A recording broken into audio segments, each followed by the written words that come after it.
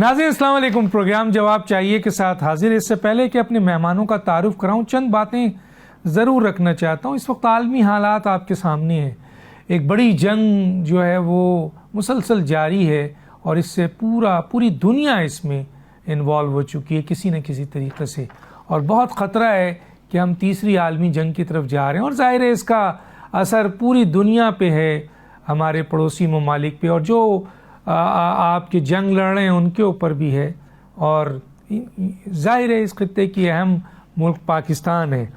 تو عالمی دنیا جس قسم کے مسائل کو فیس کر رہی ہے، کیا وہ عالمی دنیا جو حکمت عملی کر رہی ہے اپنے ملک کے لیے، اپنے عوام کے لیے، اسی طریقے سے کیا پاکستان بھی موجودہ حالات، موجودہ چیلنجز کے لحاظ سے موجودہ حکومت اپنے ملک اور اپنے عوام کے لیے حکمت عملی کر رہی ہے؟ اگر حکمت عملی کر رہی ہے تو کوئی پالیسی ہے، کوئی عملداری ہے، کوئی پلان ہے تو سامنے آئے۔ اب یہ ہے کہ ان مسائل سے نکلنے کے لیے پاکستان کون سی ٹھوس پالیسی اپنا رہا ہے، کیونکہ بہت زیادہ کروشل حالات ہے۔ پاکستان پر IMF کا دباؤ مسلسل بڑھتا جا رہا ہے، اور ایسا لگتا ہے کہ آئندہ بھی ہم IMF کے پروگرام میں رہیں گے، جس قسم کی صورتحال دیکھنے کو مل رہی ہے۔ ایک طرف تیل کی قیمتیں پاکستان میں دنیا بھر سے سب سے زیادہ ہیں، اور وہ بھی کہا جاتا ہے کہ IMF کا دباؤ ہے، اور اب یہ سننے میں آ رہا ہے کہ بجلی بھی مہنگی کی جائے گی، اور یہ بھی IMF کا دباؤ ہے، اور حکومت اس کو مان گئی ہے۔ پوچھوں گا، حکومتی اراکین بھی ہیں، کیا IMF صرف غریب عوام پر یا جو ٹیکس دیتے ہیں انہی پر ٹیکس لگانے کو کہتی ہے، یا وہ اشرافیہ پہ ٹیکس لگانے کو بھی کہتی ہے؟ یہ سوال ضرور پوچھوں گا میں۔ پاکستان کی معیشت آج کہاں کھڑی ہے، اور کیا اس معیشت کو بہتر کرنے کے لیے جو اہم پالیسیز ہوتی ہیں وہ اس وقت سامنے آ رہی ہیں؟ پاکستان کب تک IMF سے جڑا رہے گا؟ کب تک قرضوں پر گزارا کرے گا؟ کیونکہ پاکستان دو چیز پر گزارا کر رہا ہے، ایک قرض پر اور دوسرا ٹیکس پر، اور قرض بھی بے انتہا ہو چکے ہیں۔ ایک پاکستانی پہ کہا جاتا ہے کہ 3.5 یعنی یہ 3 لاکھ سے بھی زیادہ جو ہے اس پہ قرض ہو چکا ہے، کوئی 3.5 لاکھ تک کہتا ہے۔ اور پھر جو صورتحال ہے، مہنگائی، بے روزگاری، غربت، ٹیکسوں کی مار سے غریب آدمی، خود حکومتی وزیر بھی یہ سوال کر رہے ہیں کہ جی غریب آدمی مر رہا ہے اور IMF مار رہا ہے۔ سوال یہ ہے کہ IMF کے پاس ہم کب تک رہیں گے، اور کب تک ہم غریب آدمی کو مارتے رہیں گے؟ کیا کوئی مثبت ٹھوس پالیسی ان سے نمٹنے کے لیے سامنے آئی ہے؟ کیا حکومت اس پہ کام کر رہی ہے، یا صرف قرض لو، ٹیکس لگاؤ اور حکومت چلاؤ؟ پاکستان عالمی حالات کے تناظر میں کس طرح اپنے ملک کو ان سنگین بحرانوں سے نکال سکتا ہے؟ ان ایشوز پہ بات کریں گے۔ میرے ساتھ ہیں جناب قیصر احمد شیخ صاحب، وفاقی وزیر برائے سرمایہ کاری بورڈ، رہنما مسلم لیگ نون۔ آپ کا بہت شکریہ سر، آپ نے ہمیں جوائن کیا۔ میرے ساتھ ہیں محمد زبیر، سابق گورنر سندھ، سینئر سیاستدان۔ آپ کا بہت شکریہ سر، آپ نے ہمیں جوائن کیا۔ ڈاکٹر اکرام الحق، ماہر معاشیات ہیں، ان کا بھی بہت شکریہ، انہوں نے جوائن کیا۔ قیصر احمد شیخ صاحب، اس وقت ظاہر ہے بہت بڑے بڑے چیلنجز بھی ہیں، دنیا کو بھی ہے، پاکستان کو بھی ہے، لیکن پاکستان میں جو بڑھتی ہوئی مہنگائی ہے، بے روزگاری ہے، ٹیکسوں کا بوجھ ہے، اور یہ جو آئل ہے، یہ بجلی ہے، یہ IMF ہے، کوئی حکمت عملی، کوئی پالیسی، کوئی طریقہ کار جس سے عوام کو ریلیف دیں، کوئی حکومت کام کر رہی ہے؟ اور اگر کر رہی ہے تو کیا کر رہی ہے، اور کس حد تک قیصر احمد صاحب آپ مطمئن ہیں حکومت کے کام سے؟ بسم اللہ الرحمن الرحیم۔ دیکھیے، اس وقت ایک بہت بڑا عالمی بحران ہے، اور کیونکہ یہ ہمارے خطے میں جنگ ہو رہی ہے، تو پاکستان بھی بری طرح اس کا امپیکٹ ہو رہا ہے۔ جس طرح آپ نے ذکر کیا، قیمتیں بڑھ رہی ہیں، تو لیکن میں آپ کو یہ خوشخبری سنانا چاہتا ہوں اپنی طرف سے، یہ میری پرسنل اسیسمنٹ ہے، کوئی حکومت کی بات نہیں ہے، کہ یہ جنگ 2-3 ہفتے سے اوپر نہیں رہ سکتی، زیادہ نہیں جا سکتی مین جنگ۔ وجہ کیا ہے کہ جو امریکہ کو لاسز ہو رہے ہیں، نہ صرف امریکہ بلکہ ان کے دوستوں کو، ان کے دوست کے ممالک کو، وہ بہت ہیوج ہیں، اور وہ بلین آف ڈالرز کے ان کے اسٹاک ایکسچینج کی جو کمی بیشی ہو رہی ہے، اور جو تیل نہیں مل رہا تو اکانومی میں خاص طور پہ جاپان ہے، ساؤتھ کوریا ہے اور یورپین کنٹریز ہیں، ان کو نقصان ہو رہا ہے۔ تو یہ دیکھیں دوسری جنگیں ہوتی رہی پچھلے 80 سال میں نا، یہ جنگ تو ہوئی، ویتنام کی جنگ بہت بڑی چلی، لیکن وہ ایک پرٹیکولر خطے کی ایک جگہ علاقے کی جنگ تھی۔ یہ عراق ایران جنگ کی 2 ملکوں کی جنگ تھی، ابھی یہ رشیا اور یوکرین کی جنگ ہو رہی ہے، وہ بھی پورے عالمی جنگ نہیں بنی۔ پچھلے سیکنڈ ورلڈ وار کے بعد سوئز وار تھی جس کا امپیکٹ تیل کا بہت بڑا آیا، وہ آج سے 1973 میں ہوئی اور 19 دن چلی۔ یہ جنگ ابھی 6 ہفتے میں شامل ہو چکی ہے، اور اتنے زیادہ شدید نقصانات ہو رہے ہیں اور پوری دنیا انوالو ہے۔ تو یہ جنگ میری اسیسمنٹ میں، پرسنل اسیسمنٹ میں 2 ہفتے زیادہ گنجائش ہے۔ اس کے بعد خوشخبریاں آنے والی ہیں پاکستان کے لیے ان پرٹیکولر۔ میں کیوں کہتا ہوں کہ دیکھیے جنگ کا پہلے لازمی، جو امریکہ بھی اس کو ایگری کر لیا، ایران کے اوپر جو پابندیاں ہیں، جو سینکشن ہے، جب جنگ بند ہوگی تو لازمی طور پہ پہلی کنڈیشن ہے جو کہ دونوں ممالک اس وقت اس کو ایگری کر رہے ہیں، اس میں کسی کو اختلاف نہیں ہے، تو یہ سینکشنز جو ہیں وہ ختم ہو جائیں گے، اور یہ سینکشن ختم ہونے سے جو تیل ہے، ایران کے پاس بہت مقدار میں تیل ہے، ہمارا پڑوسی ملک ہے، گیس کی انہوں نے پائپ لائن اپنی بارڈر تک کی ہوئی ہے، اور سینکشن کی وجہ سے ہم اپنے آگے پھیلا نہیں سکے، اور وہ گیس پائپ لائن جانی ہے چائنا تک اور انڈیا تک۔ تو یہ بہت بڑا صرف ٹرانزٹ ہی جو اس کی فی ہوگی نا پاکستان کے لیے۔ اور اس کے بعد میں آپ کو بتاؤں، یہ جو گلف کے کنٹریز میں بہت سے پاکستانیوں میں، کیونکہ یہاں پہ لوگ ٹیکس نہیں دیتے، ٹیکس جو ہے نا امیر آدمی، جو آپ بات کر رہے ہیں نا اشرافیہ ہی ہمارے یہاں، اور امیر آدمی جس پہ جو ٹیکس ہے نا، آپ یہ کہہ رہے ہیں کہ جو ٹیکس دے رہے ہیں اسی سے وصول کر رہے ہیں۔ میں خود پاکستان میں بہت بڑا ٹیکس پیئر ہوں، میں ٹیکس کو بلیو کرتا ہوں۔ میں آج سے 39 سال پہلے Karachi chamber of commerce industry کا پریزیڈنٹ رہا ہوں۔ میرا بیٹا مرحوم عرفان قیدر شیخ لاہور گیا تو وہاں چیمبر آف کامرس انڈسٹری کا پریزیڈنٹ رہا، اور میرا فرسٹ کزن زاہد اسلم فیصل آباد چیمبر آف کامرس کا پریزیڈنٹ۔ مقصد یہ کہنے کا ہے کہ ہم قریب ہیں ان انویسٹر سے۔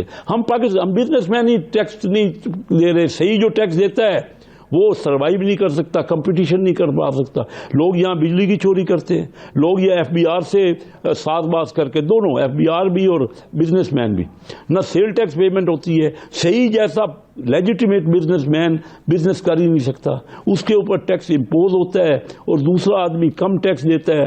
تو اچھا یہ جو پیسہ گیا نا پاکستان سے بہت بڑی مقدار میں یو اے ای گیا پچھلے دنوں میں، میں جانتا ہوں، ان لوگوں کو جانتا ہوں، میں انہی میں ہوں۔ تو وہ پیسہ کون سا گیا جنہوں نے یہاں ٹیکس نہیں دیا تھا، اور وہاں کے ٹیکس کا ریٹ کم تھا، لوگ لے کے پیسے ادھر چلے گئے۔ اب وہاں بڑے بڑے انہوں نے جا کے اپارٹمنٹ لے لیے اور ریئل اسٹیٹ میں انویسٹمنٹ کی، اب اس کی جو قیمتیں ہیں وہ جنگ کی وجہ سے آدھی رہ گئی ہیں۔ میں ان کو کہتا رہ گیا کہ بھائی پاکستان میں اپرچونٹی ہے، وہ کہتے ہیں یہاں ہمارے پاس صحیح کام کرنے والے کے لیے نہیں، وہ ان کا پیسہ بھی غلط تھا جو ہنڈی اور حوالے کے ساتھ لے کے گئے، یہاں ٹیکس نہیں دینا چاہ رہے تھے۔ تو جب تک ہم یہ امپوز نہیں کریں گے کہ ہر ایک کو ٹیکس لگے گا، دیکھیے آئی ایم ایف کیوں ہمیں تنگ کرتی ہے، آپ نے آئی ایم ایف یعنی تنگ سے مراد وہ کیوں ہمیں ریسٹرکٹ وہ یہ نہیں کہتے کہ غریب آدمی پہ لگاؤ، وہ یہ کہتے ہیں کہ آپ جو اپنی آمدن کا اور خرچے کا توازن رکھیں، ایک ہی بات وہ کرتے ہیں۔ پاکستان ٹوٹل ہماری جی ڈی پی کا 10.5% ٹیکس ملتا ہے، اور انڈیا میں اور دوسرے قریب کے ملکوں میں کم از کم 15% ہوتا ہے ٹیکس۔ تو جب تک ہم اپنا ٹیکس اکٹھا نہیں کریں گے تو ہمارا ڈیفیسٹ ہر سال 7-8 ہزار ارب روپے ڈیفیسٹ ہو جاتا ہے، اور ہم نیا قرضہ لیتے ہیں اور اس کا بھی سود دینا پڑتا ہے۔ دیکھیے میں آپ کو بتاؤں کہ ہمارا جو سسٹم ہے نا، تھوڑا سا مجھے موقع دیں کہ یہ جتنا بھی ریونیو ہے سارا اکٹھا تو کرتا ہے فیڈرل گورنمنٹ، اس میں 57% تو صوبوں کا چلا جاتا ہے، باقی 43% رہ جاتا ہے۔ 43% میں یہ صرف جو پچھلے سود ہیں، جو بہت بڑے سود ہیں، اس کا 6-7 ہزار ارب روپے تو ہمیں صرف ہر سال انٹرسٹ دینا پڑتا ہے۔ پھر وہ دے کے ڈیفینس کے ایکسپینڈیچرز بھی ہیں, ہمارے بیوروکریٹک بھی. ہم تو اپنی بات کو ختم کر رہا ہوں, ہم نے اپنی قربانی تو یہ دی ہے. دیکھیے میں پہلے دن ہی آیا, میں نے کہا کہ میں وزیر بنا ہوں, مجھے کوئی تنخواہ نہیں چاہیے. میں 25 مہینے سے میں نے 1 روپیہ تنخواہ نہیں دی. ابھی اچھا کیا وزیر اعظم صاحب نے یہ کہا کہ 6 مہینے کی باقی منسٹرز بھی جو لے رہے تھے, کئی اور نہیں بھی لے رہے ہوں گے, جو لے رہے تھے وہ تنخواہ بھی نہ لیں. اب ہم تو, اور یہ ہمارے پارلیمنٹیرینز نے بھی اپنی کوارٹر تنخواہیں ان کی بھی کم ہوگی. تو ہم تو ذاتی قربانی دے رہے ہیں نا. ہمارے پاس کون سی گاڑی ہے؟ یہ سارا آپ جو کہتے ہیں نا, آپ یہ کہتے ہیں کہ اللہ تللے ہیں, یہ بھی تو لوگوں کو بیان کرے کہ ہم کیا سیکریفائز کر رہے ہیں. میں تو آپ کو کہہ رہا ہوں کہ 1 روپیہ تنخواہ نہیں لی 25 مہینے سے, اپنے کاروبار کا ٹائم دیتا ہوں. ٹھیک ہے, نہیں آپ گریٹ آدمی ہیں سر, آپ قیصر احمد شیخ صاحب, آپ قیصر احمد شیخ صاحب, آپ گریٹ آدمی ہیں. ہماری پوری کیبنٹ ہے, میں آگے محنت کر رہے ہیں نا سر. کیا پوری کیبنٹ تنخواہ لے رہی پوری؟ میں سر دیکھیں میری بات سنیں, آپ تنخواہ نہیں لیتے, اس کا آپ نے کیبنٹ تنخواہ سر. چلیں, یہ تو وزیر اعظم کا ایک سٹیپ ہے, اس کو میں اپنے مہمانوں کے درمیان رکھوں گا, لیکن آپ تو شروع دن سے نہیں لیتے تھے. جی زبیر صاحب, میں آپ کی طرف آتا ہوں. ایک تو یہ کہ جو آپ نے قیصر احمد شیخ صاحب سے, قیصر احمد شیخ صاحب آگے پوچھوں گا آپ سے بعد میں, قیصر احمد شیخ صاحب سے میں نے یہ پوچھا تھا کہ موجودہ حالات میں جو اس وقت مہنگائی ہے, بے روزگاری ہے, جو غربت ہے, اور یہ جو ٹیکسوں کا بھرمار ہے, اور یہ آئل پہ اور اب بجلی پہ آ رہا ہے, تو اس کے اوپر حکومت کی کوئی پالیسی, حکمت عملی کہ کس طریقے سے اس کو مینیج کیا جائے, یہ میں نے سوال کیا تھا. انہوں نے مجھے خوشخبری بھی دی کہ یہ جنگ ختم ہونے والی ہے. انہوں نے یہ بھی کہا کہ ایران کے اوپر سے سینکشن ختم ہو جائے گا. وہ تو سنا ہے کہ امریکہ نے آئل پہ سینکشن ختم کر دیا ہے, لیکن ابھی بھی ہم ایران سے آئل نہیں لے رہے. جی زبیر صاحب, آپ کس حد تک مطمئن ہیں قیصر احمد شیخ صاحب کی اسٹیٹمنٹ سے؟ میں تو بالکل مطمئن نہیں ہے. قیصر شیخ نے تو وہ بتایا ہے کہ پاکستان کیوں نہیں آگے جاتا. انہوں نے تو یہ بتایا کہ ہوتی ہے ٹیکسز کی. انہوں نے کہا بڑے بڑے جو بزنس مین ہیں وہ ٹیکس نہیں دیتے, اور انہوں نے یہ بتایا کہ یہاں سے منی لانڈرنگ کر کے باہر لے کے جاتے ہیں. انہوں نے تو ہاتھ اٹھا دیے ہیں, انہوں نے تو آپ کو کوئی سلوشن نہیں بتایا. انہوں نے تو آپ کے اوپر ڈال دیا, پاکستان کے عوام پر, بزنس مین پر ڈال دیا کہ جب تک آپ سدھریں گے نہیں ہمارے سے نہ ایکسپیکٹ کریں. اب اگر 4 سال کی حکومت کرنے کے بعد, اور اس سے پہلے بھی 40 سال حکومت کی ہے, اگر اس کے بعد اگر ایک اتنا سینئر وزیر آ کے یہ سب بتا رہا ہے, تو پھر ہم کیا ان ریٹرن کہیں گے؟ بھائی اگر آپ سے نہیں چل سکتا, اگر آپ سے ٹیکس کلیکشن نہیں ہو سکتی, اگر آپ سے منی لانڈرنگ نہیں ہو سکتی, اگر آپ سے اتنا زیادہ بیوروکریسی اور اتنا جو بڑے بڑے بزنس مین نہیں سنبھال سکتے آپ نے, تو پھر آپ کیوں بیٹھے ہوئے ہیں؟ What is the fun of sitting in the government doing what? خوشخبری تو وہ جو جنگ کی دی ہے انہوں نے تو اس کی طرف سے دی ہے نا, کہ پریزیڈنٹ ٹرمپ یا ایران کی طرف سے کوئی دونوں ایگری کر جائیں گے اور جنگ ختم ہو جائے گی. اللہ کرے کل ہی ہو جائے, 2 ہفتے بھی آگے نہ جائے. لیکن the fact of the matter is the government has to deliver, and the government has to commit, and the government has to promise. After 4 years if you come here and you tell the nation کہ جی اس لیے نہیں پاکستان آگے گیا کیونکہ لوگ tax ہی نہیں دیتے, اس لیے ہم سیلریڈ کلاس پر ٹیکس مار دیتے ہیں, 300% سے زیادہ ان پر چارج کر دیا, اس لیے کہ ہم اپنی عیاشی یہ کہہ رہے ہیں کہ ہم نے آسٹیرٹی. آج وہ کون سی آسٹیرٹی؟ میں ایک صرف ان سے سوال پوچھ رہا ہوں, آپ اپنا جب ان کا وقت آئے گا تو جواب دے دینا. سمپل کوشچن یہ ہے کہ why other countries in the region have cheaper petrol prices. ابھی شام کو وہ آئے تھے وفاقی 2 وزیر, اور وہ بالکل غلط بیانی کر کے جاتے ہیں کہ جی وہاں وہ ہنگامے ہو رہے ہیں, ایک دوسرے کو مار رہے ہیں انڈیا میں. بھائی ایک دن لائنیں لگی تھیں, اس لیے لائنیں لگی تھیں کہ وہ ایکسپیکٹ کر رہے تھے کہ پرائس انکریز نہیں ہوگا. جب پرائس انکریز ہوا نہیں ہے تو سب ٹھیک ہے, کیوں ماریں گے ایک دوسرے کو؟ ادھر آئی پی ایل ہو رہا ہے, انڈین پریمیئر لیگ ہو رہا ہے, اس میں سارے بھرا ہوا کراؤڈ ہے ہر روز. پاکستان میں پی ایس ایل ہو رہا ہے, ایک بندہ نہیں آیا ہوتا سوائے حکومتی وزراء کے. آپ کو فرق نہیں نظر آتا؟ So why can't I demand کہ جی بنگلہ دیش نے اگر اتنا انکریز نہیں کیا, ادھر پیٹرول کیوں سستا ہے, ہمارے ہاں کیوں مہنگا ہے, ہم ایسی چیز کیا کر رہے ہیں؟ پھر آپ ایک چیز کا بڑا سمپل سا ہے کہ آپ نے 80 روپے اس وار کے بعد آپ نے پیٹرولیم لیوی ٹیکس بڑھا دیا عوام پر, 80 روپے. ایک دن آئے 2 وزیر اور انہوں نے بالکل آ کے غلط بیانی سے کام لیا, اور انہوں نے کہا کہ جی ہم یہ جو انٹرنیشنل آئل پرائسز کی وجہ سے پرائس بڑھا رہے ہیں 134. یہ نہیں بتایا کہ اس میں 55 روپیز تو وہ ٹیکس ہے. اور 24 گھنٹے کے اندر اگر ہم نہ بولتے, اگر ریاکشن نہ ہوتا اپوزیشن کی طرف سے, اگر ہماری طرف سے بھرپور کمپین نہ ہوتی, 24 گھنٹے کے اندر وزیر اعظم آ کے اور انہوں نے کہا میں واپس لے رہا ہوں 80 روپے, تو وزیر اعظم یہ تو بتاتے کہ لگایا کیوں تھا پہلے. اگر آپ مطلب کون سا فیصلہ میں ان کا وزیر اعظم کا مانوں, وہ جو کہ انہوں نے جب ٹیکس لگایا یا وہ جب انہوں نے ٹیکس لیا, مطلب آپ کی تیاری نہیں تھی, آپ روز بیٹھتے تھے, ہر روز ہم ٹی وی پر دیکھتے ہیں بیٹھک ہو رہی ہے, وزیر اعظم بیٹھے ہیں, بڑے بڑے وزیر بیٹھے ہوئے ہیں, وہ ڈسکشن کر رہے ہیں, پریزیڈنٹ ہاؤس میں بیٹھک ہو رہی ہے, اور پتہ چلا ہے کہ جی آپ کی اتنی خراب تیاری تھی کہ آپ نے اتنے ہفتوں کے بعد جا کے جب اناؤنس کیا پرائس انکریز تو آپ کو پتہ ہی نہیں تھا کہ آپ خام خواہ میں ٹیکس لگا رہے تھے, اور اس لیے لگا رہے تھے جو کہ ایسے شیخ صاحب کہہ رہے ہیں کہ جی ہمارا شارٹ فال تھا تو اس میں کس کی ناکامی ہے, FBR کی ناکامی ہے یا عوام کی ناکامی ہے. Why should the people of Pakistan get the brunt of inefficiency, incompetence, corruption of FBR and the government of Pakistan led by the Prime Minister of Pakistan? Why? ہم کیوں اس کا بوجھ برداشت کریں؟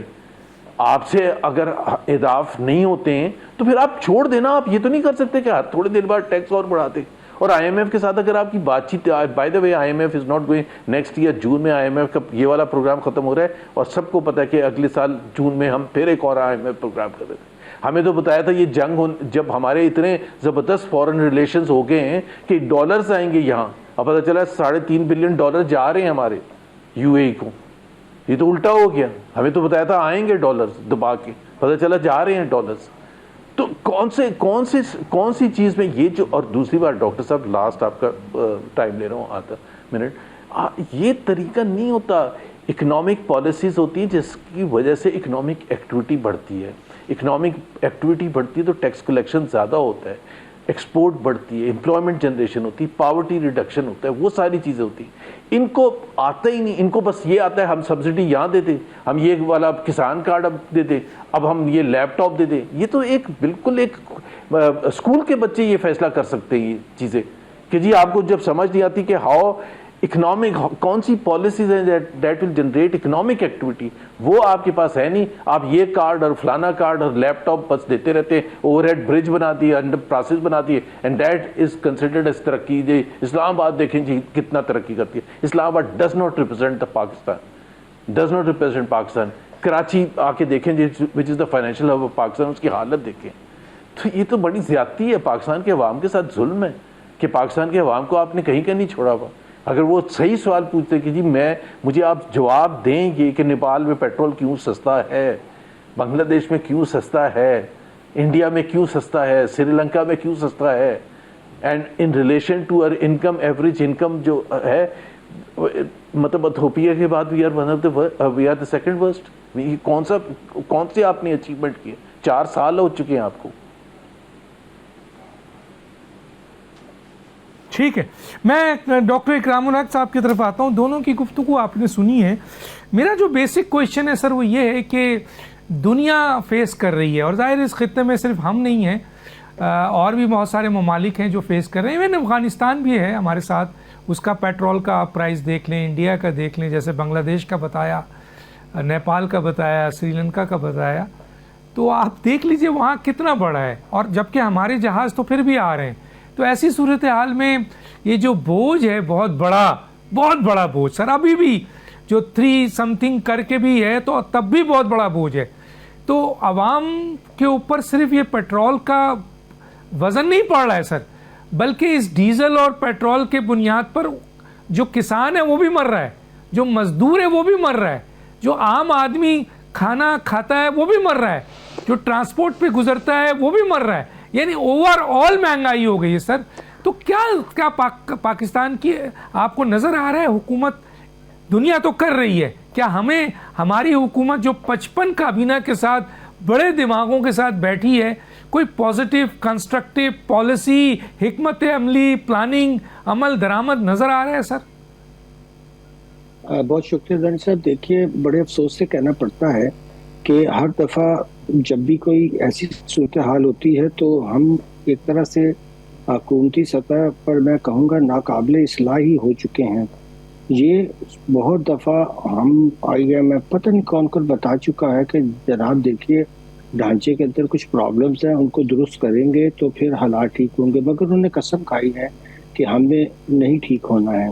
اور جیسے کوئی ایکسٹرنل جیسے ابھی شوق آ گیا ہے یا کبھی کبھی انٹرنل ہمارے مسائل ہو جاتے ہیں تو پھر ایک دم سے ہمیں سمجھ آتی ہے کہ یار یہ تو عوام کے ساتھ بہت ہی زیادتی ہوگی. یہ کہ دنیا کی ہائیسٹ ترین جو تھی انفلیشن وہ ہم نے 22 کے بعد دیکھی 33%، اور اتنی قیمتیں بڑھ چکی تھیں کہ بعد میں بہت خوشی کا اظہار کیا گیا کہ جی اب یہ جو ہے 7%. بھائی آپ 23% پھر 33%، تو قیمتیں تو ایک دفعہ بہت شوٹ اپ کر گئی تھی نا. اب تو آپ یہ کہہ رہے ہیں اس کی رفتار 6-7% تھی، اب تو خیر بہت زیادہ ہو جائے گی. تیل کا مسئلہ پاکستان میں یہ ہے کہ 19-20 بلین کا آپ تیل ڈالر کا منگواتے ہیں، اور آپ نے آئی پی پیز بھی وہیں سے چلانی ہے، اس کو پھر آپ نے فکس چارجز بھی دینے ہیں، وہ تیل جو پی ایس او سے لینا ہے وہ بھی آپ نے ادا کرنی ہے. ہر چیز ریاست نے کیا ذمہ داری اپنے لے لی ہے؟ یہ آئی پی پیز والی جو تھی اس میں کیا کرپشن ہے؟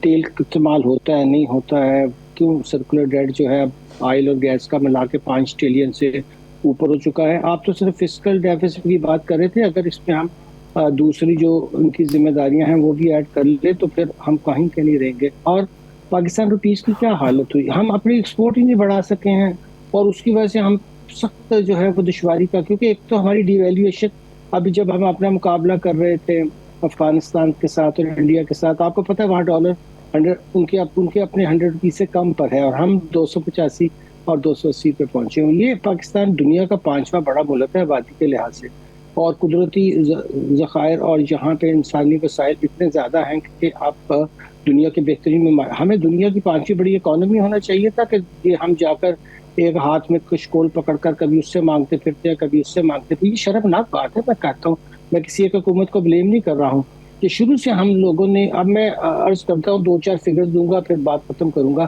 کہ دیکھیے 21-22% ہمارا جی ڈی پی کا خرچہ ہے، اور اکٹھا ہم کرتے ہیں بڑی مشکل سے 15% بھی، چلے ٹیکس نان ٹیکس بھی ڈال لیں.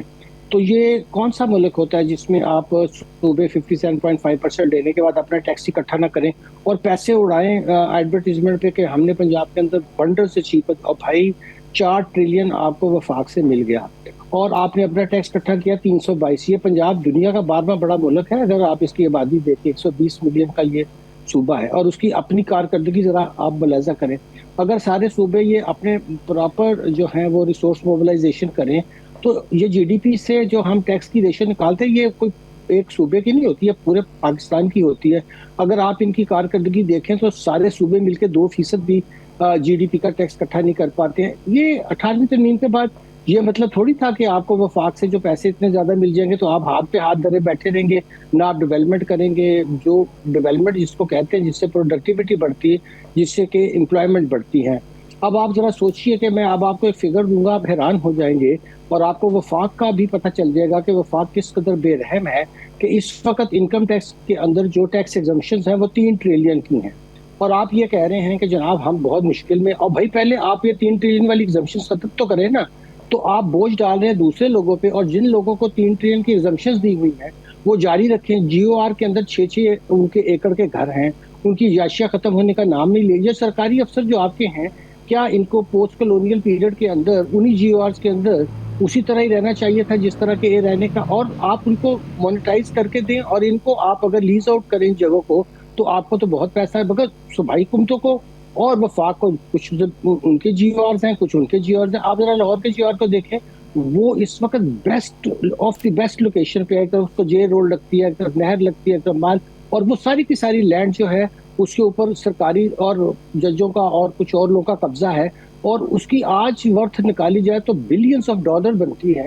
اور ہم کہہ رہے ہیں جی ہمیں تو فائنینس ہی نہیں آتا، جی ہمیں تو اکنامکس کے گروتھ میں. اور بھائی آپ نے بیڑا گرک کیا ہوا ملک کا کہ 3 ٹریلین کی میں نے آپ سے عرض کیا. اب ذرا میں پیٹرول کے اندر آپ کو جلدی سے بتا دوں، جس میں 18% سیل ٹیکس لگتا تھا، اور جو ہمارا پیٹرولیم لیوی تھا وہ بس نامینل سا ہوتا تھا 20-30 روپے. انہوں نے کیا حرکت کی کہ 18% کو تو زیرو کر دیا تاکہ صوبوں کو پیسے نہ دینے پڑے، اور یہ بہت بڑا وفاق کے اندر صوبوں کے ساتھ فراڈ تھا. ظاہری سیل ٹیکس زیرو کیا اور اس کو اٹھا کے 100 یہ ابھی جب ریٹ بڑھایا تھا 160 روپیز کا آپ پیٹرولیم لیوی لگانا چاہ رہے تھے، کیونکہ ایف بی آر میں جو من پسند کے آپ نے لوگ لگائے ہیں ان سے تو بجٹ ہو نہیں رہا تھا. تو انہوں نے ایک آسان طریقہ بتایا کہ جی آپ اس پہ پیٹرولیم لیوی 160 روپے کر دیں تو ہمارا کام ہو جائے گا. اور آئی ایم ایف بھی اس پہ آنکھیں بند کر کے بیٹھا ہوا تھا، انہیں بھی پتا ہے کہ یہ کیا فراڈ ہو رہا ہے. اور اب آپ دیکھیے کہ جب شور مچا تو اس کو 160 کو 80 روپے کر دیا. اور بھائی 80 روپے بھی کیسے آپ پیٹرولیم لیوی لگا سکتے ہیں بھائی؟ اور ابھی ڈیزل کے اوپر ابھی بھی 160 روپے ہے. اور ڈیزل سے ہی آپ کی ٹرانسپورٹیشن، آپ کی ایگریکلچر، اور جن جگہوں کی ہم اگزامپلیں دینا چاہ رہے تھے وہاں تو بجلی اور ان پٹ ساری انہوں نے فارمرز کو، اور وہاں کی پروڈکٹیوٹی پر ایکڑ دیکھیں. دیکھیے اس طرح آپ نے آپ کو یہ ثابت کرنا کہ ہم جی بہت مجبور ہیں، بالکل غلط بات ہے. ہماری پالیسیز لیٹسٹ رہی ہیں، ہمارا اسٹرکچر ریاست کا لیٹسٹ ہے، جس کی وجہ سے ہم اتنی بڑی آبادی ہونے کے باوجود، اتنے زیادہ وسائل رکھنے کے باوجود پیچھے ہیں. اپنے پیچھے رہنے کی وجوہات کو صحیح طریقے سے تسلیم کریں تو پھر اس کے اندر سے راستہ نکلے گا. جب ہم بہانے بناتے رہیں گے کہ جی نہیں بالکل نہیں، یہ تو ہم پہ ایسے نہ کہانی. اور 24 مرتبہ آپ گئے ہیں IMF کے پاس، یہ ایک ایڈمیشن ہے کہ آپ ہمیشہ ہی ICU میں ہوتے ہیں. اتنے بڑے ملک کے لیے یہ ہم سب کے لیے کتنے افسوس کی بات ہے. اور یہ بڑی آسانی کے ساتھ ہم ادھر ادھر سنتے ہیں. میں کسی ایک حکومت کو بلیم نہیں کر رہا، مگر ہمارا طریقہ کار ہی یہی رہا ہے. اور یہ بڑے افسوس کی بات ہے کہ ہم نہیں سوچ رہے کہ عوام کس قدر پس چکے ہیں. اتنی ان کی آمدنی نہیں ہے جتنے آپ نے ان کے اوپر یہ بوجھ ڈال دیے ہیں. ان کی آمدنی تو بڑھی نہیں رہی ہے. آپ سیلری والوں کو دیکھیے، سیلری تو کسی کی نہیں بڑھی ہے پچھلے 2 سال میں، مگر ان کے اوپر ٹیکس 500% بڑھ گیا ہے. یہ کیا انصاف کی بات ہے؟ یہ آئین پاکستان کی بات ہے. مجھے تو بہت افسوس ہوتا ہے کہ جب آ کر لوگ پاکستان میں اس طرح بات کرتے ہیں. جب ہمارے پاس اللہ تعالیٰ نے ہر طرح کے ذخائر دیے، ہر طرح کے انسانی وسائل دیے، تو ہم کیوں نہیں مانتے کہ ہماری پالیسیاں غلط ہیں؟ ہم سے چھوٹے ملک جو ہیں، ہم سے کم وسائل والے، وہ کہیں کا کہیں پہنچ گئے ہیں. تو دیکھیے ذرا کریکشن کرنی ہے تو ٹھیک طریقے سے اپنے آپ کو ہم درست کر لیں، بجائے اس کے کہ ہم بہانے بازیاں کرتے رہیں. ٹھیک ہے جناب قیصر احمد شیخ صاحب، میں آپ کی طرف آتا ہوں. سر گزارش ہے، کیونکہ آپ حکومت کے وزیر ہیں اور سر پہلی دفعہ آپ وزارت یا حکومت میں نہیں ہیں، ماشاءاللہ کافی عرصے سے ہیں. تو سر میری جو سوال ہے اس کو ذرا سمجھنے کی کوشش کیجیے گا. ظاہر ہے آپ کی ذاتیات کے حد تک تو ہم سب کو پتہ ہے کہ آپ تنخواہ نہیں لیتے اور آپ بہت محنتی ہیں اور آپ کی فیملی بھی بڑا کام کرتی ہے. لیکن سر میں آج پاکستان اور پاکستان کی حکومت اور عوام کے حوالے سے آپ سے سوال کر رہا ہوں. سر میرا سوال یہ ہے، تو میں دوبارہ دہرا دیتا ہوں کہ سر چلیں میں اس کو تھوڑا سا آسان کر دیتا ہوں کہ آپ کی حکمت عملی، پالیسی، پلاننگ کیا ہے IMF سے جان چھڑانے کے لیے؟ کیا حکمت عملی آپ کر رہے ہیں؟ ایک. دوسرا، غربت، بے روزگاری، مہنگائی جو کنٹرول سے باہر ہوتی جا رہی ہے، اس کو کنٹرول کرنے کے لیے، کم کرنے کے لیے آپ کی کیا حکمت عملی ہے حکومت کی؟ یعنی آپ سے مراد کرپشن جس کا آپ نے خود ذکر کیا، بھرمار ہے، اس کو روکنے کے لیے آپ کی کیا حکمت عملی ہے؟ سر یہ بتائیے ایکسپورٹ بڑھانے کے لیے آپ کیا کر رہے ہیں؟ یہ بتائیے کہ GDP بڑھانے کے لیے آپ کیا کر رہے ہیں؟ یہ بتائیے کہ آپ سرمایہ کاری لانے کے لیے کیا کر رہے ہیں پاکستان میں؟ اور ظاہر ہے وزیر اعظم کہتے ہیں کہ سرمایہ نہیں آئے گا تو ملک کبھی ترقی نہیں کر سکتا، خود وزیر اعظم. تو اس کے لیے آپ کیا کر رہے ہیں؟ یہ بتائیے جو مقامی انڈسٹریز پاکستان میں بند ہوتی جا رہی ہے، ملٹی نیشنل کمپنی جا رہی ہیں، لوگ یہاں سے جا رہے ہیں، ان کو روکنے کے لیے آپ کیا کر رہے ہیں؟ سر یہ مجھے بتائیں. ایگریکلچر پہ ٹیکس لگانے کے لیے آپ کیا کر رہے ہیں؟ ٹریڈنگ، سروسز سیکٹر پہ اور ریئل اسٹیٹ پہ جو بڑے بڑے سورما حکومت میں بیٹھے ہیں ان پر ٹیکس لگانے کے لیے آپ کیا کر رہے ہیں؟ ہمیں بتائیں سر آپ کیا کر رہے ہیں؟ بڑا دیکھیے، ایک تو یہ اچھا ہے نا کہ بہت اچھی باتیں یہاں مختلف کرٹیسزم ہو رہا ہے اور ہونا چاہیے. میں خوش ہو رہا ہوں آپ کی باتوں سے اور یہی ہمیں بتانا چاہیے. دیکھیے پہلی بات تو یہ ہے کہ 2008 سے لے کے 2026 تک 18 سال میں 3 بڑی پارٹیوں کو حکومت ملی ہے. 2008 سے لے کے 13 تک پیپل پارٹی 5 سال حکومت میں رہی، 13 سے پھر مسلم لیگ بھی رہی اور 18 کے بعد PTI حکومت میں آئی اور اب پھر مسلم لیگ ہے. تو تینوں بڑی پارٹیوں کو، اور کسی وقت بھی پاکستان کے یہ جو معاملات آپ نے کہا وہ بہتر نہیں ہوئے. ہم نے تو جو ابھی 4 سال پہلے چارج سنبھالا تو آپ وہ دیکھیے کہ پاکستان ڈیفالٹ کے پاس تھا، یعنی ہو رہا تھا. IMF ہمیں قبول ہی نہیں کرتی تھی. IMF کے پروگرام میں 25-26 بار گئے ہیں. صحیح کہہ رہے ہیں، کوئی اور ملک شاید نہ گیا ہو. ہمیں ہر وقت ہم ICU میں ہیں اور غربت ہمارے یہاں بڑھ رہی ہے. پہلی بار دیکھیں نا، وہ 2018 میں اگر 22% تھی تو آج ایبسولوٹلی پاورٹی میں 19% لوگ ہیں. ہم جاتے ہیں اپنے حلقوں میں، میں پچھلے 33 سال سے الیکشن کنٹیسٹ کر رہا ہوں، حلقوں میں جاتا ہوں تو وہ بیچارے پریشان ہیں، ان کے پاس نہیں ہے. یہ باتیں صحیح بات ہے. غربت بھی بڑھ رہی ہے, بے روزگاری بھی ہے, مہنگائی بھی ہے. اچھا کوئی یہ تمام اس کے علاوہ آپ کے پاس کوئی آپشن ہے, کوئی اور پارٹی ہے؟ ٹھیک ہے نا. میں یہ کہہ رہا ہوں کہ سب پارٹیاں اپنے طور پر سنسیئرلی کوشش کی ہوگی لیکن کامیابی تو نہیں ہوئی. مثلا ایف بی آر کی ریفارمز میں 1980 میں کراچی چیمبر آف کامرس کی کسٹم کمیٹی کا چیئرمین تھا. اس وقت جو پرابلم تھے وہ آج بھی وہی پرابلم ہے. ایف بی آر میں کرپشن اور جو بزنس مین یہ مل جل کے ہوتی ہے نا, بزنس مین اور ایف بی آر دونوں, ان کے افسر اور ہمارے بزنس مین انوالو ہوتے ہیں. جب تک ہم یہ ساری چیزوں کو ایک اسٹرکچرل چینج کرنی چاہیے جس کی ضرورت ہے, جو ہم نہیں کر پا رہے. جو حقیقت ہے میں کہوں کہ نہیں جی ہمارے حکومت پوری محنت کر رہی ہے. مہنگائی جو ہے وہ 22% سے 5.5% تک چلی گئی. ہمارا جو ریزرو تھے وہ 6 ارب ڈالر سے 16 ارب ڈالر تک چلے گئے. ہماری ریٹنگ کمپنیوں نے پاکستان کو بہتر ریٹنگ دی, لیکن اس کو لمبا عرصہ چاہیے. میں کہوں کہ ابھی اگلے 2 سال میں آہستہ آہستہ تھوڑا بہت تو ہو سکتا ہے. ہمیں بہت بڑی اسٹرکچرل چینجز کی ضرورت ہے.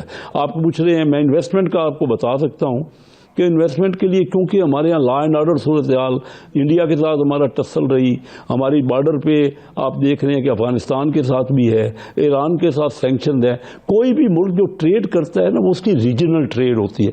اور یہ نہیں ہے کہ اگر ہماری حکومت چلے جائے گی. یہ زبیر صاحب نے کئی بار کہا کہ آپ چلے جائیں, ہم چلے جاتے ہیں, کوئی بات نہیں, آتے رہتے ہیں جاتے رہتے ہیں. اور میں تو پہلی بار حکومت میں آیا ہوں, میں بار بار نہیں آ رہا, میں پہلی بار حکومت میں آیا ہوں.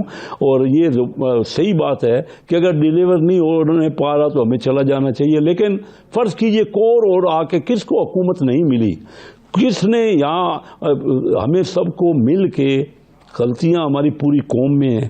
ہمارے دیکھیں نا ریونیو لازمی ہے کہ بڑھنا پڑے گا. ہمارا 10.5% ریونیو ہے, پہلے سے بڑا ہے بہت زیادہ. ہمیں ٹارگٹ جو دے دیے آئی ایم ایف نے, بہت ہیوج ٹارگٹ ہے, ہم سے پورے نہیں ہو پا رہے. اور ایف بی آر کو ہم ڈیجیٹائز کر رہے ہیں. ہم نے یہاں پہ بورڈ آف انویسٹمنٹ میں, آپ پوچھ رہے ہیں کیا کر رہے ہیں, مثلا ہمارے یہاں پرمیشنز کی اور اجازتوں کی ضرورت تھی, ہر جگہ ہمیں پرمٹ لینے پڑتے تھے. میں نے آ کے پرائم منسٹر صاحب کی ڈائریکشن پہ ہم نے دنیا کے ایکسپرٹ بلا کے, جو اسٹاک جیکب ہے انہوں نے اور دنیا میں بھی یہ ریفارمز کی, اس سے ہم نے تمام اجازتوں کو, کہ ایک ہی ادارہ بار بار ہر جگہ اجازت لینی پڑتی تھی, باہر کا انویسٹر شائی ہوتا تھا, یہاں آتا نہیں تھا. ہم نے 70% کو ٹھیک کر دیا ہے, اسٹیٹ بینک میں کر دیا ہے. ہم نے یہ جو کارپوریشنیں ہیں ہماری, اسلام آباد ڈیولپمنٹ اور کراچی, اور یہ ان کے جو ملٹیپل تھے, وہی چیزیں ایک جگہ دی جاتی ہے بینک میں, وہی جگہ چیزیں یہ مانگتے ہیں. تو یہ لوگ ڈرتے تھے. تو پہلے ہم نے آسان کاروبار ایکٹ پاس کرایا ہے ابھی ریسنٹلی قومی اسمبلی میں اور سینٹ میں, اور ہم نے فیسیلیٹیشن سینٹر بنایا ہے اسلام آباد میں, جس میں کسی کو بھی آ کے کوئی ضرورت ہو تو وہ بجائے کہ ملٹیپل جگہ جائے, ایک ہی جگہ پہ اس کے مسائل کو حل ہو جائے. لیکن یہ لانگ ٹرم کی بات ہے, یہ 50 سال پہلے ہونا چاہیے تھا. اب دیکھیے نا کہ کیا وجہ ہے کہ ابھی بھی ہمارا ہر سال فردر اور بڑھ رہا ہے جو قرضہ, اور اس کے اوپر آگے آپ کو سود دینا پڑتا ہے. تو ہمیں ریونیو بڑھانا, ہمیں ٹیکس مائنڈیڈ ہی نہیں ہیں ہم لوگ. میں کراچی میں بھی کاروبار کرتا ہوں, پنجاب میں بھی, اور مجھے کوئی اس سے جھجک نہیں ہے کہنے میں. ٹیمپرامنٹ ہی پنجاب میں وہ نہیں ہے جو کراچی میں تھا. کراچی میں ہم بزنس مین آپس میں مختلف کمیونٹیز انٹریکشن ہوا تو ہم بہتر ہو. ایک بازار جو کراچی میں ٹیکس دیتا ہے تو پورا شہر پنجاب میں ٹیکس نہیں دیتا. تو ٹیکس مائنڈیڈ ہونا پڑے گا ملک کو, اگر سب کو مل, حکومت کو بھی کرنا پڑے گا اور لوگوں کو بھی ہونے پڑے گا, اور ایف بی آر کو بھی ریوائز کرنا پڑے گا. ان کو اتنی مشکلات ہیں, کہہ کہ ہم تھک گئے ہیں. جو پہلی بار تو بات ہو نہیں رہی, بات سنی نہیں جاتی کسی کی. اور یہ میں آپ کو بہت شکریہ, بہت شکریہ, ہو کے بات بہت شکریہ. جی جی جی بہت شکریہ. جی بہت شکریہ, آپ نے بتایا ہے. اب کس حد تک میرے سوال کو آپ نے جسٹیفائی کیا, جواب دے سکے, میں پوچھنا چاہوں گا محمد زبیر سے. اور زبیر صاحب, انہوں نے کہا ہے, حکومت کہہ رہی ہے, اپنی ناکامی وہ مان رہے ہیں, اور وہ یہ بھی کہہ رہے ہیں کہ ہم صرف ناکام نہیں ہیں, جتنی بھی پہلے کی حکومت ہے وہ بھی ناکام رہیں. اور وہ یہ بھی بتا رہے ہیں کہ آئندہ اب کون آئے گا جو ان مسائل سے نکال سکتا ہے. ان کا اشارہ ہے کوئی نہیں ہے, ہمارے اس چیز کے علاوہ کوئی بھی نہیں ہے. آپ समझते हैं सर वो सही कह रहे हैं? पाकिस्तान को एक फैसिस्ट अथॉरिटेरियन स्टेट की तरफ लेके धकेल दिया है। अब उसके बावजूद अगर आप मईशत को भी आगे नहीं लेके जा सकते, अगर हमारी 4 में से 2 मुल्कों के साथ जंग है तो उसमें लोगों का कोई कसूर नहीं है। बिल्कुल सही कह रहे हैं कैसे शेख साहब, यही हम कहते हैं कि जब आप रीजनल ट्रेड नहीं कर सकेंगे, there is a cost that people of Pakistan पे, जो रूलर्स होते हैं, जो अशराफिया होते हैं, that if you don't do trade with your neighbours तो उसका एक आपको अवाम को भुगतना पड़ता है। दूसरी बात ये है कि ये इनका कहना कि जी तीनों आए हैं पार्टीज, भाई प्लीज़ थोड़ा सा हाथ हल्का रखें। आप 1958 से लेके देख लें कि 68 ईयर्स हो चुके हैं, 34 ईयर्स आर्मी का डायरेक्ट रूल रहा है, ठीक है, और उसके अलावा 3.5 साल जो हैं वो पीटीआई के हैं और बाकी पीपीपी और पीएमएलएन के हैं जो आज कोalition पार्टनर्स हैं। तो ये आप ये कैसे करते, आपकी कोई जिम्मेदारी ही नहीं है? अगर टैक्स का सिस्टम सही नहीं है, अगर पावर सेक्टर सही नहीं है, अगर लोगों में इतनी ज़्यादा गुर्बत है, अगर हम सबसे पीछे रह गए हैं इवन रीजनल कंट्रीज़ के मुकाबले में, अगर यहाँ human development indicators one of the worst in the world हैं, तो आपकी कोई जिम्मेदारी है ही नहीं, आप ओन कर ही नहीं सकते। आपने कितने साल बारियाँ ले ली हैं।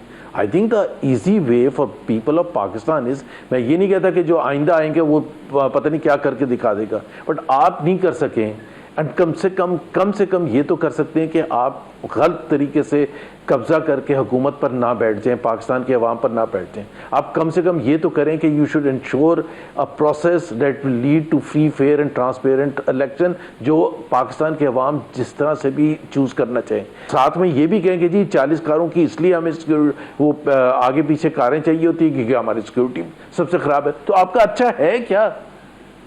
मतलब आप मुझे खुद बताएं ना कि एक बंदा बैठा है मुरीद के में या दादू में या लाड़काना में या सियालकोट में, वो तो ये सवाल पूछेगा ना कि यार अगर गुर्बत भी इतनी है, अगर एम्प्लॉयमेंट जनरेशन भी नहीं हो रही है, ऐसे बताया जा रहा है कि पाकिस्तान पता नहीं कहाँ पहुँच गया। पाकिस्तान कहीं भी नहीं पहुँचा, पाकिस्तान सबसे पीछे। पर कैपिटा इनकम निकाल के देख लें, क्या पाकिस्तान, क्या Bangladesh, India, Sri Lanka, Vietnam, Cambodia इन सबसे पीछे है या नहीं है? So what is the reason for that? तो आप कह रहे हैं कि नहीं हम डिलीवर भी नहीं करेंगे क्योंकि लोग ताबुन नहीं करते या जो भी टैक्स नहीं देते, और हम छोड़ के भी नहीं जाएंगे।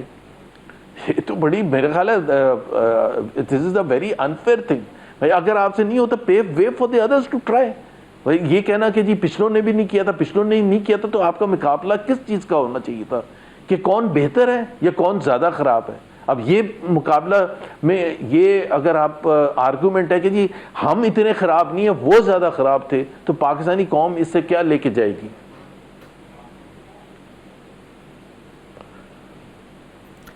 ठीक है जनाब।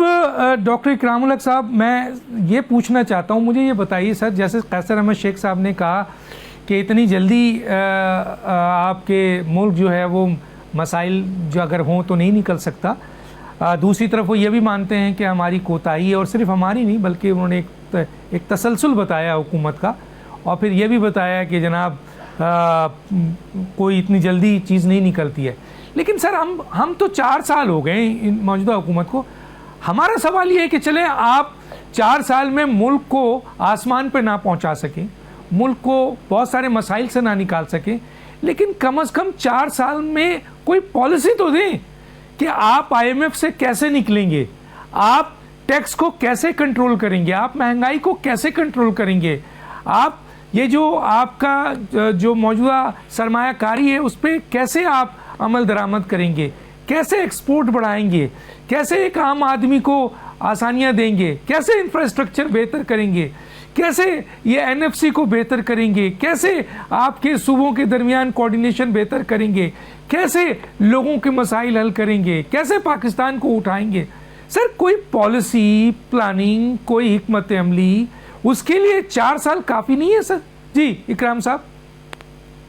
देखिए, अगर आपका डायरेक्शन दुरुस्त ना हो और जो काम आपको करने हैं वो आप ना करें, तो फिर चाहे 10 साल हो या 20 साल हो या कुछ भी साल हो, वो बेमानी हो जाता है, बल्कि आप ज़्यादा डिके की तरफ जाते हैं जब आपकी डायरेक्शन गलत हो।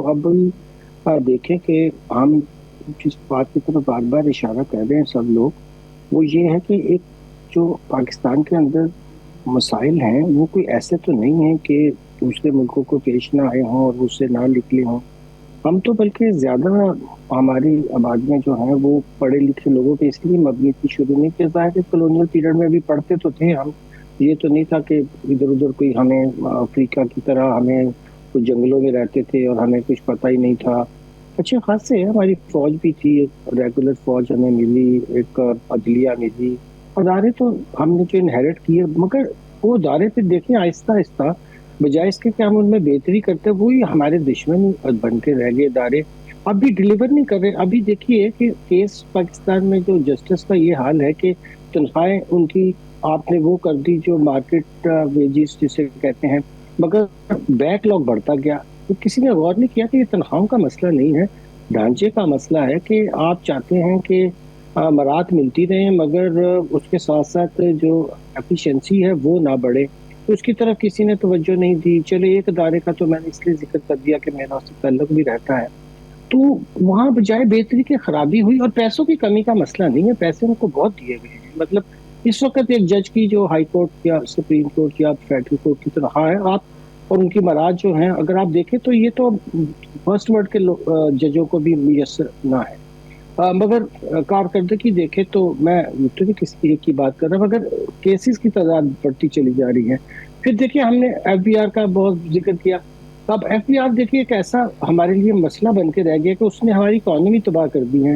انہوں نے کہہ دیا کہ ہم ہائیسٹ ریٹ آف ٹیکس اس وقت اسکینڈینیویا سے بھی ہمارے زیادہ, کیسر شیخ صاحب تو مجھ سے بہت بہتر انڈسٹری چلا رہے ہیں. اس وقت ہمارا super tax, WWF, income tax سب ڈال لیں تو تقریباً ہم نہیں سروائیو کر پاتے, کیونکہ دوسری جگہ ٹرانسپیرنسی بھی نہیں ہے. جو لوگ انڈر وائز کر کے مال منگوا رہے ہیں اس کا تو وہ کیسے بیچارہ ایک ٹرانسپیرنٹ آدمی سے مقابلہ کرے گا. سو بہت سی ملٹی نیشنل بھاگ گئی, ظاہر ہے وہ انفارملی کام کر رہی تھی, مگر جو انفارملی کام کر رہے ہیں وہ فلرش کر رہے ہیں, آگے بڑھ رہے ہیں. تو یہ تو دیکھیں بہت بڑی ناکامی ہوئی نا کہ 2000 سے ہم نے اتنا پیسہ قرض لیا ایف بی آر کے لیے. اس وقت ایف بی آر کبھی 400 ملین, کبھی 500 ملین, کبھی اب میں حیران ہو رہا تھا کہ 200 ملین کی اور ڈیمانڈ کر رہے ہیں ایشین ڈیولپمنٹ بینک سے کہ ہمیں دے دے. یہ ایک ادارے نے $1 بلین سے زیادہ اس کی ریفارم کے لیے ہم نے قرضہ. یہ دیکھیے بہت ہی ایک کیس اسٹڈی کی بات ہے. اس پہ تو ایک پورا پروگرام ہونا چاہیے کہ وہ بجائے بہتر ہونے کے خراب ہوا, ٹیکس ریٹ اور زیادہ ہو گئے, انڈسٹری تباہ ہو گئی, انڈسٹریوں کا سروائیو کرنا مشکل ہو گیا. پھر وہ کہہ رہے ابھی میں تم سے سپر ٹیکس ایسے وصول کروں گا, تمہاری فیکٹری بند ہو جائے, مجھے کوئی پرواہ نہیں. ایسا ادارہ بنا لیا ہم نے, یعنی ایک پورا ادارہ ہی کافی ہے پوری ملک کی معیشت کو تباہ کرنے کے لیے. اور یہ نہیں کہ ہم 15 ٹریلین نہیں کر سکتے, اگر ہم براڈ بیس کر لیں اور ٹیکس ریٹ کم کر دیں تو ہو سکتا ہے ہم 30 ٹریلین کر لیں. میرے پاس مثال کے طور پر ایسا فارمولہ ہے, اس کو کئی دفعہ کتابوں میں لکھا, ڈسکس کیا, مگر وہ کیوں نہیں کرنا چاہتے, کیونکہ مسئلہ یہ ہے کہ یہ جو ایف بی آر والے ہیں پھر ان کا تو کام ختم ہو جائے گا. اگر ابھی بھی یہ 96% ٹیکس جو ہے وہ یا تو والنٹریلی آ رہا ہے یا ود ہولڈنگ, بھائی تو آپ کیا کریں, 4% کے لیے آپ نے ہماری زندگی جیرن کر رکھی ہے. اس کا اتنا کا انالیسس کیوں نہیں کیا گیا ہے؟ ابھی میں آپ کو اگر موقع ہوتا تو میں ابھی آپ کو ان کا انالیسس کر کے 2 منٹ میں بتا دیتا کہ کہاں خرابی ہے. مگر وہ جو نیپوٹزم ہے وہ ایسا ہے کہ آپ چاہتے ہیں کہ وہاں جو بندے ہوں وہ ہماری جیب میں ہوں, وہ پارٹی ہیڈ کوارٹر کا جو اوپر بندہ بیٹھا ہے اس کے آگے جواب, کیوں نہیں پارلیمنٹ کے آگے جواب دیتی ہے ایف بی آر؟ کیوں آپ نے وہاں ہمیشہ پسندیدہ اپنی پولیٹیکل مرضی کے بندے, یہ بھی کیا کسی اور کی ناکامی ہے؟ جب آپ ایک ادارے کے اندر ایسی حرکتیں کریں گے تو وہ لوگ تو آپ سے لائل ہے نا, وہ تو نیشن سے لائل نہیں ہے. انہوں تو صاف کہہ دیا کہ ہماری طرف سے پوری انڈسٹری تباہ ہو جائے, ہمیں کوئی پرواہ نہیں ہے. ہمیں تو خوشی سے کیوں نہیں پوچھا گیا کہ انہیں اتنی بڑی ناکامی کے بعد وہاں ہیڈ رول کیوں نہیں ہوئے؟ الٹا ان کو تو بونس مل رہے ہیں, الٹا تو ان کو 4 مہینے کی ایکسٹرا سیلریز مل رہی ہیں. تو یہ کیسے ہو سکتا ہے کہ ایک ادارہ جس کو سب مان رہے ہیں کہ وہ تباہی کا باعث ہے, اس کے باوجود وہاں جو لوگ ہیں ان کو بونسز ملے, بجائے کہ ان کی جو ہے وہ یہاں اکاؤنٹیبلٹی کی جائے اور ان کو پارلیمنٹ کے سامنے پیش کیا جائے, انہیں پوچھا جائے, اسٹینڈنگ کمیٹیوں کو بلا کر پوچھا جائے. انہیں 1-2 دفعہ ڈانٹ پڑتی ہے کبھی کبھی, میں دیکھتا ہوں سینٹ سے, مگر وہ بھی ایسے ہی بس ہوتی ہے کہ سینٹ بیچارہ ان کا کیا بگاڑ سکتا ہے. سینٹ تو ووٹ نہیں کر سکتا بجٹ کے اوپر, تو انہوں نے کیا کرنا ہے؟ کس نے ان کو اجازت دی کہ اتنا ٹیکس ریٹ ہائی کر دے؟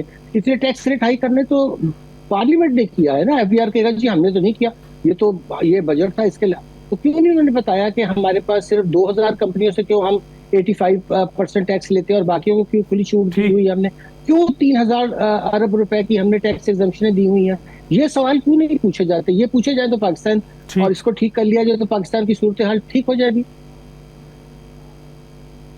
ٹھیک ہے. میں ذرا سا قیصر احمد شیخ صاحب آپ سے آگاہی، آپ حکومت میں ہیں، آپ سے آگاہی چاہتا ہوں. بہت سارے سوالات آتے ہیں اس سلسلے میں اور بہت ہی مختصر سے جواب، تاکہ میں ایک سوال زبیر صاحب سے بھی پوچھوں. مجھے یہ بتائیں سر کہ ایران سے ہم گیس پائپ لائن نہیں ڈیل کر رہے ہیں کیونکہ سینکشن ایران پہ لگی تھی، اس کے بعد تیل نہیں لیتے تھے، سینکشن لگی تھی. لیکن ابھی امریکہ نے ایران کے تیل کے اوپر جو سینکشن ہے وہ اٹھا لی ہے اور اب لوگ لینا شروع کر گئے. روس پہ جو سینکشن لگی تھی وہ اٹھا لی ہے، بھارت لینا شروع کر دیا. تو پاکستان کو ایران سے اور روس سے تیل لینے میں اب بھی کیا قباحت ہے؟ آپ حکومت ہیں اس لیے ذرا جانکاری کے لیے پوچھ رہا ہوں، ذرا جلدی سے جواب دیں، پھر میں زبیر صاحب سے ایک سوال کروں. نہیں کوئی بات نہیں ہے. جو پہلے کمٹمنٹس ہوتی ہیں نا، پہلے کانٹریکٹ ہوتے ہیں فارورڈ، وہ پورے ہو جائیں گے تو ہم سستا، ہم تو جو سب سے چیپ جہاں سے ملتا ہے، جو بہتر کنڈیشنز ہوتی ہیں پاکستان تو وہیں سے خرید. اور میں آپ کو بتا دوں کہ انشاءاللہ مشکلات تو خیر ہیں ہمارے یہاں، اور IMF کے پروگرام بھی ریگولر ہو رہے تھے اور لیکن انشاءاللہ میں آپ کو اگلے کچھ مہینوں میں دیکھ رہا ہوں کہ ایک تو کافی فارن انویسٹمنٹ بھی آئے گی، ہمارے یہاں مواقع بھی ہیں، اس میں ہم کو انسینٹیو بھی دے رہے ہیں. اور اس کے ساتھ ساتھ یہ بھی ہوگا کہ یہ جو ٹریڈ کھل رہی ہے نا، ریجنل ٹریڈ سے، دیکھیں دنیا میں ہوتی ہے ریجنل ٹریڈ ہے. زبیر صاحب نے صحیح بات کی. اب ہم نے تو پابندیاں کسی وجہ سے بھی ہمارے ملک میں پابندیاں رہی ہیں، تو ہمیں سوچنا پڑے گا نا کہ ہماری جو غریب لوگ ہیں، جو غربت کا اس کو تو بہتر کرنا ہے نا. ہمیں اپنی انویسٹمنٹ کی پالیسیاں اور ہمیں اپنے ٹیکس سسٹم کو بھی ٹھیک اور فردر کرنا ہے، اصلاحات کرنی ہے، جو ہم کر بھی رہے ہیں، کوشش بھی کر رہے ہیں. جی ٹھیک ہے. مثلا آپ کا کہنا یہ ہے کہ کہیں ہم نے کانٹریکٹ کیا ہوا ہے تو وہ ختم ہوگا، اس کے بعد ایران اور روس کی طرف جائیں گے. لیکن ہم نے دیکھا سر کہ انڈیا کا کانٹریکٹ تھا، لیکن اس کے باوجود اس نے تیل لینا شروع کر دیا روس سے. کئی اور کنٹریز ہیں جو ایران سے اب تیل لینا شروع کر دیا، ان کا بھی کانٹریکٹ تھا. اچھا زبیر صاحب، میں ذرا یہ پوچھنا چاہتا ہوں سر، چیئرمین سینٹ کی تنخواہیں اور اسپیکر کی تنخواہیں اور وزراء کی تنخواہیں تو بڑی بڑی ہیں، گاڑیاں خریدی جا رہی ہیں، بیوروکریسی کی گاڑیاں، بڑی بڑی ہیوی بڑی بڑی گاڑیاں خریدی گئیں. ایک غریب ملک سر، کسی بھی دنیا کے امیر ترین ملک میں اتنی تنخواہیں نہ منسٹرز کی ہیں، نہ ججز کی ہیں، نہ بیوروکریسی کی ہیں، نہ اس کو سر ایک آدھ منٹ میں مجھے ذرا سمیٹ دیں سر. بڑا سمپل سا جی. دیکھیں پاکستان ایک غریب ملک ہے، یہ تو سب ہم تینوں اور آپ بھی ایگری کرتے ہیں. پاکستان ایک غریب ملک ہے اور ظاہر سی بات ہے وہ ریفلیکٹ ہوتا ہے ہمارے نمبرز میں، پر کیپٹا انکم میں ہم سب سے پیچھے ہیں تقریباً تمام اپنے ہمسایہ ممالک اور ریجنل کنٹریز کے مقابلے میں. تو جب یہ صورتحال ہے عوام کی، تو جو لیڈرشپ ہے جن کا آپ نے ذکر کیا، ان کے جو شاہانہ رہن سہن ہے، ان کے جو گھر ہیں، پیلیسز کی طرح رہتے ہیں، فلیٹ آف کارز ہیں، جہاز ہیں، they are far superior than even the rich leaders of the rich Western European countries. آپ اٹھا کے دیکھ لیں کیسا رہے. میں شیخ کو میں چیلنج کرتا ہوں کہ UK کے پرائم منسٹر کا مقابلہ کر کے بتاتے ہیں پاکستانی پرائم منسٹر کے ساتھ وہ کس طرح سے رہتے ہیں اور یہ کس طرح سے رہتے ہیں. ان کے پاس کیسے جہاز ہیں اور ان کے پاس کیسے جہاز ہیں، ان کے پاس کتنے ملازمین ہیں اور برطانیہ کے وزیر اعظم کے پاس کتنے ملازمین ہیں. سینٹ چیئرمین کو آپ کمپیئر کر لیں کسی بھی ہاؤس یورپین کنٹری کے، اس کے اسکینڈینیوین کنٹریز اٹھا لیں آپ، جرمنی اٹھا لیں آپ، فرانس اٹھا لیں. وائے آئی مین یہ اتنا ڈسکنیکٹ ہے. میں تو اس کو چھوڑ دیں، یہ ابھی ہم لاہور کی بات کر رہے تھے، ندیم صاحب ذکر کرتے تھے، اور میں آپ کو چیلنج کرتا ہوں کمشنر لاہور کا آپ جا کے دفتر دیکھ لیں، ان کے ملازمین دیکھ لیں، کتنے لوگ ان کے پیچھے لگے ہوئے ہیں، ان کے پاس کتنی کاریں ہیں، ان کے پاس کتنے آفیسز ہیں. This is simply not possible. It's not doable. یہ ایکچولی ہم نے بنایا ہوا تب، اور اس کا ایک جو بہت خراب نتیجہ نکلتا ہے ڈاکٹر صاحب وہ یہ نکلتا ہے، اس وجہ سے ہم پاور چھوڑنا نہیں چاہتے، بیکاز اتنا ڈفرنس ہے نا between the people who are in power and the people who are out of power, کہ چھوڑنے کا مطلب یہ ہوتا ہے کہ آپ سارا کچھ اتنا پرکس اینڈ پریویلیجز چھوڑ دیں گے، جہاز اور کاریں اور اتنے زبردست آفیسز، اتنے ملازمین، اتنے آپ کے ہر چیز میں آپ سفارش پر اپنا کام کروا سکتے ہیں، وہ ایک الگ تباہی ہے. تو I think this system has to be or dismantled, Pakistan پتہ نہیں کہاں چلی جائے گی۔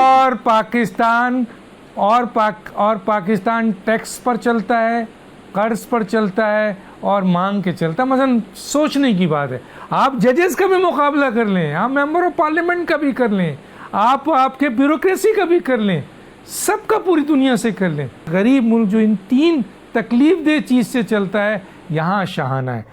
تینوں مہمانوں کا بہت شکریہ۔ وقت ختم ہو چاہتا ہے، ڈاکٹر دانش کو یاد دیجیے۔ اللہ حافظ۔